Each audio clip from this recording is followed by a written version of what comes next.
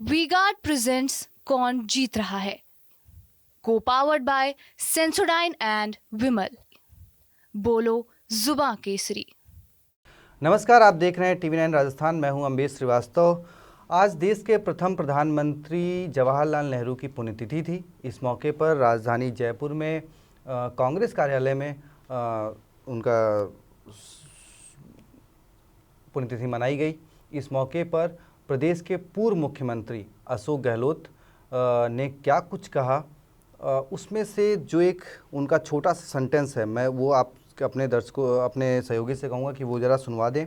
देखिए, उन्होंने जिन शब्दों का यूज़ किया, पहले आप वो सुन लीजिए, उसके बाद उस पर हम पॉइंट नोट करते हैं और हमारे जो executive producer Pushkar Chauhan sir हैं, उनसे उन शब्दों के और जो पीछे हो चुका है और आगे जो होने वाला है, क्या कुछ वो लिंकअप है, उससे बात करेंगे। पहले वो सुनिए बयान। अब इनके बारे में तो कमेंट मुझसे मत करवाओ, क्योंकि अफसरवादिता होती है ना, वो नॉन परफॉर्मिंग कह दो, उनको अफसरवादी कह दो, निकम्मे कह दो, नाकारा कह दो, गद्दार कह दो, पीठ पे छुरा भोंकने वाले कह दो। ये तमाम सब जो है भाई बहन है, ये तमाम सब जो है भाई बहन है, और इनका उपयोग ही होता है इन लोगों के लिए। जो गद्दारी करता है वो गद्दार ही है। देखो, गद्दारी करता है, पीठ पे छुरा भोंकता है, उनको आप क्या कहोगे भाई? यही शब्द है डिक्शनरी में। तो आप भाई बहन हो सकते हैं ये, तो इसलिए इसमें तो अच्छा नहीं किया।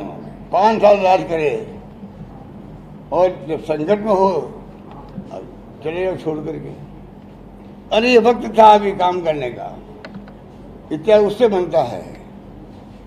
मैं आपके सामने खड़ा हूँ। नकारा, निकम्मा, गद्दार, पीठ में छुरा घोंपने वाला, ये सभी शब्द आपस में भाई बहन हैं।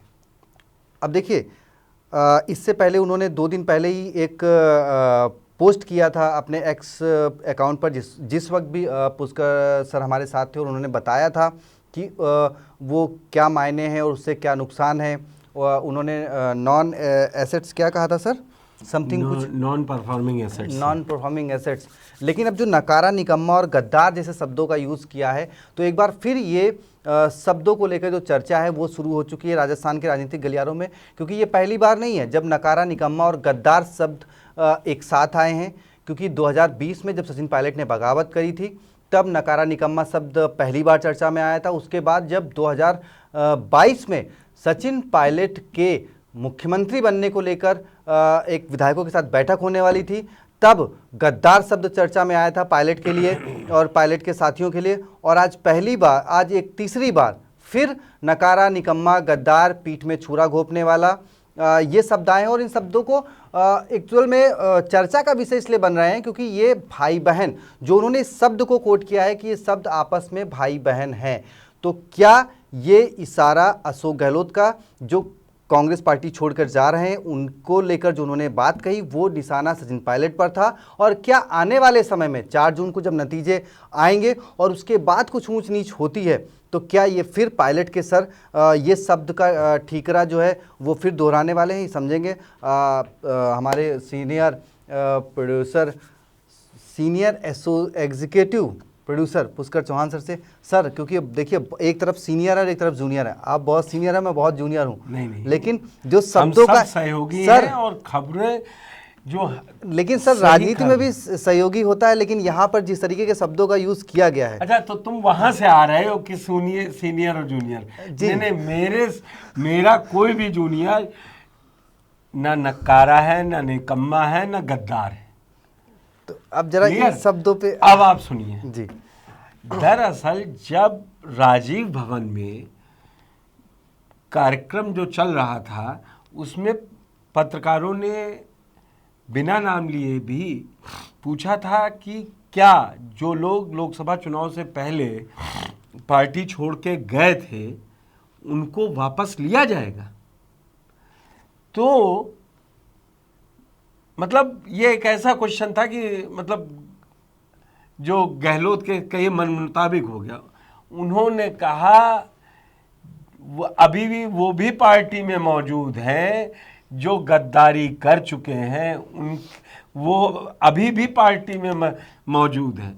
तो आप समझ सकते हैं कि वो सीधा और सीधा अटैक मौजूदा समय में कांग्रेस महासचिव सचिन पायलट पर है।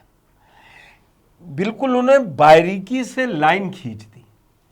उन्होंने साफ कहा नए युवा जो कांग्रेस में हैं लोगों से कि आप लोग पार्टी के लिए एसेट बनिए, लायबिलिटी नहीं।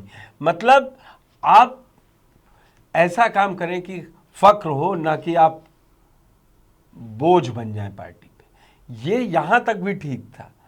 उन्होंने आज मेरी समझ में जब उन्होंने इतना बड़ा अटैक सचिन पायलट पर नाम लेके समय भी नहीं किया था, तब तो नकारा है, निकम्मा है, गद्दार है कह दिया था। आज उन्होंने सवाल ये पूछा गया था, महेंद्रजीत सिंह मालवीय, लालचंद कटारिया, राजेंद्र यादव सरीखे नेता जो मंत्री भी रहे, वो लोग पार्टी छोड़ के चले गए हैं, उन लोगों को क्या वापस लिया जाएगा? तो आप 30 देखिए अशोक गहलोत की। अशोक गहलोत कह रहे हैं इनके बारे में क्या बात करें जो जिन्होंने गद्दारी की और वो आज अच्छे पदों पर हैं, रैंक्स पर हैं। तो आप समझ सकते हैं कि ये 4 जून के लिए कांग्रेस में भी एक बड़ी बिसात बिछ चुकी है। अब इसका वार हो चुका है, एक तरफ से पलटवार दूसरे कैंप से आएगा। हो सकता है कि सचिन पायलट अब की ना बोले, और ये खासियत है सचिन पायलट ने शब्दों की मर्यादा बनाए रखी है। उन्होंने अशोक गहलोत पर कभी सीधा नाम लेके अटैक नहीं किया। वो कहते रहे सरकार भ्रष्टाचारियों के काम नहीं कर रही है, वसुंधरा राजे से मिली हुई में उनको बख्श रही है, उनके समय के घोटाले नहीं खोल रही। लेकिन उन्होंने वही अशोक गहलोत ने भी बिना नाम लिया बड़ा अटैक कर दिया।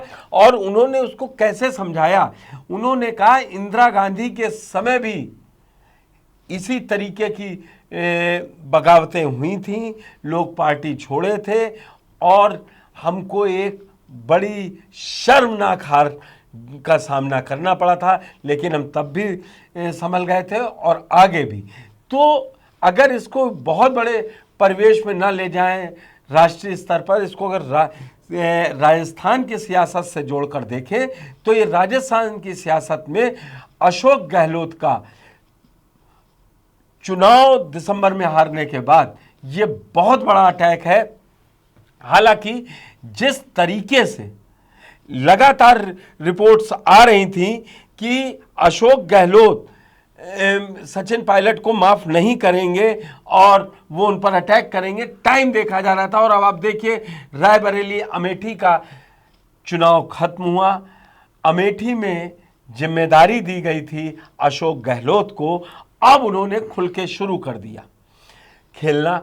और ये पृष्ठभूमि तब भी है जब अभी चुनाव के नतीजे आएंगे, तब अशोक गहलोत अब टेबल के उस तरफ खड़े होंगे, कहेंगे टिकट भी पायलट के कहने पर बांटे गए, अब नतीजों में कहाँ है।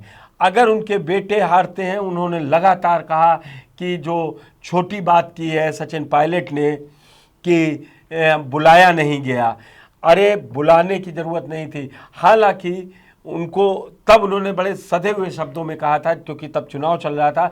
अब करीबन 70-72 घंटे का चुनाव प्रचार बचा है, तो ये लड़ाई बहुत बड़ा इफेक्ट नहीं डालने जा रही है। और राजस्थान में तो मतदान हो ही चुका है। अब इस पे पलटवार होंगे। अब इंतजार, मतलब नतीजों के बाद जो होगा वो सियासी घमासान शुरू होगा।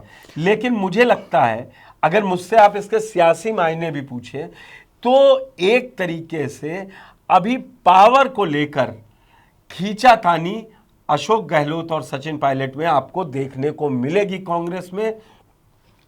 अभी तो बीजेपी भी इसके बड़े मजे लेने वाली है। तो सर एक और देखिए, मेरी टीम ने कभी जो रिपोर्ट बनाई कि भाई अशोक गहलोत राजस्थान में जब 25 सीटों में चुनाव थे तो उनका पूरा फोकस जालोर पे था।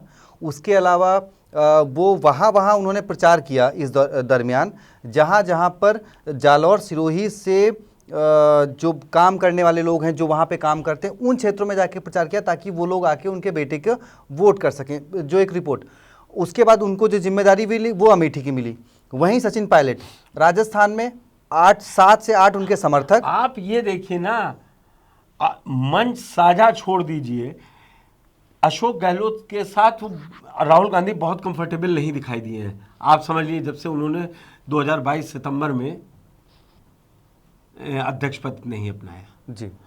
और राहुल गांधी इस समय पूरी तरीके से पायलट के साथ खड़े हैं। आप देख रहे हैं दिल्ली की सभा हो या कहीं हो, पूरी न्याय यात्रा जब वो छत्तीसगढ़ गए, सचिन पायलट साथ में है। और मैं ये कहूँगा कि अशोक गहलोत रस्म अदायगी के तौर पर दिखाई देते हैं कि बस सीनियर नेता हैं। अब काउंटर उन्होंने इसीलिए करना शुरू किया है कि अब या तो आर या पार जी। क्योंकि अगर वैभव गहलोत चुनाव हार जाते हैं तो ये बड़ा झटका होगा। मैं आपको बता दूं, अशोक गहलोत के राजनीतिक कैरियर को लेकर हारे पिछली बार भी थे, लेकिन अब पलट के नहीं देखेंगे। और इसके कई उदाहरण, बड़े बंसीलाल परिवार हरियाणा का सबसे मजबूत कांग्रेस के गांधी परिवार का करीबी माना जाता था, और इस बार किरण चौधरी और उनको उनकी महेंद्र भिवानीगढ़ सीट से उनकी बेटी श्रुति चौधरी को टिकट दिया गया। ना कुछ बोले, 2 चुनाव हार चुके हैं, 14 और 19। अब आपको हटना पड़ेगा, अब आप डायरेक्ट लाइमलाइट वाली पोस्ट नहीं पाएंगे। ये चीजें समझनी होंगी कि कांग्रेस अब नेक्स्ट लेग में जा चुकी है। जो राहुल गांधी की सोच है वो अलग है। अब उसमें कैसे जेल करेंगे अशोक गहलोत, क्या करेंगे, ये देखने वाली सबसे बड़ी बात होगी। तो सर मतलब जिस तरीके से जिन शब्दों को फिर उन्होंने एक बार देखिए, सचिन पायलट हमेशा कहते हैं, याद आ गया 2020, बिल्कुल 2020 याद आ गया। नकारा, निकम्मा, गद्दार, मुझे वो याद है। गाड़ी से निकल के उसके बोनट पे खड़े होकर, बोनट पे नहीं, पैर वाले पे, सीट के पड़ोस में ऊपर फुटरेस्ट पे खड़े होके और हाथ उठा के कहा था ऐसे नकारों। और ये बात हकीकत है, जब पूरी बगावत हुई मानेसर जी, अशोक गहलोत ने का प्लस पॉइंट यही है, उन्होंने कहा था ये सरकार नहीं गिनने दूंगा, आप देख लीजिएगा। और सचिन पायलट पलट के आए।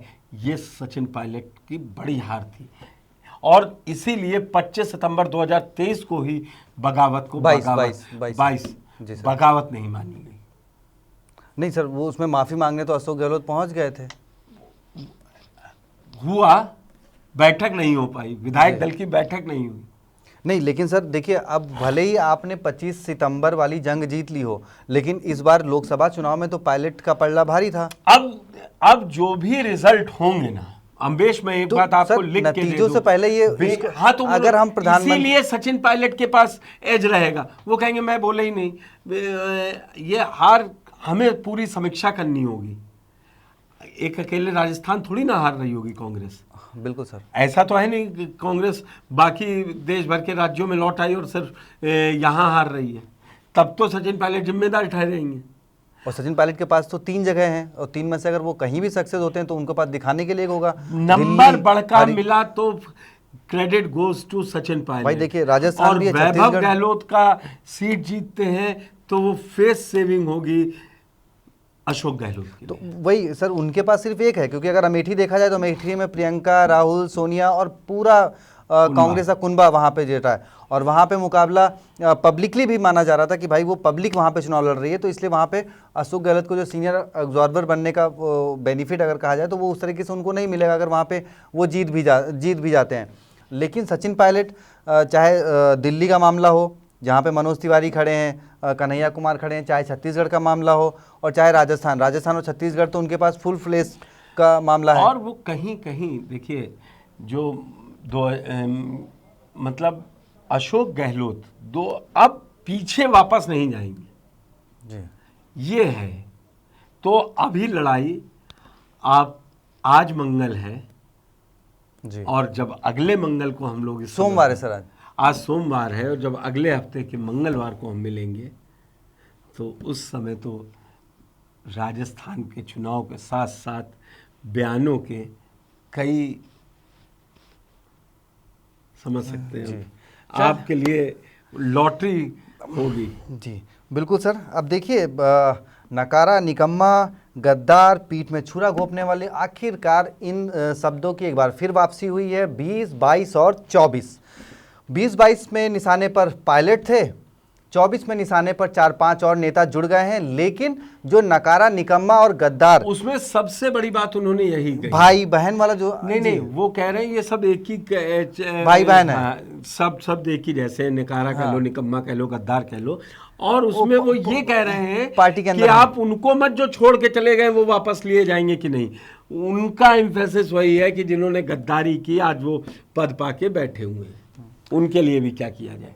चलिए तो देखते हैं, नज़र बना के रखिए। TV9 को, राजस्थान को सब्सक्राइब जरूर कर लीजिए, और जो लोग सब्सक्राइब किए हुए हैं वो लोग शेयर कर लें, जिन्होंने अभी नए जुड़े हैं वो सब्सक्राइब कर लें बाकी खबरों के लिए अभी। और देखते हैं क्या कुछ होता है। पायलट इस बार कितना ज़ोरदार पलटवार करते हैं, क्योंकि अभी तक तो उन्होंने खामोशी बरती थी, लेकिन अगर वो इस बार कुछ करते हैं और अगर उनके मुताबिक फैसले नतीजे आते हैं तो क्या कुछ किन शब्दों में पलटवार करेंगे, देखना बहुत ही दिलचस्प होगा। बहुत बहुत शुक्रिया, धन्यवाद। वी-गार्ड प्रेजेंट्स कौन जीत रहा है, को पावर्ड बाय सेंसोडाइन एंड विमल। बोलो जुबां केसरी।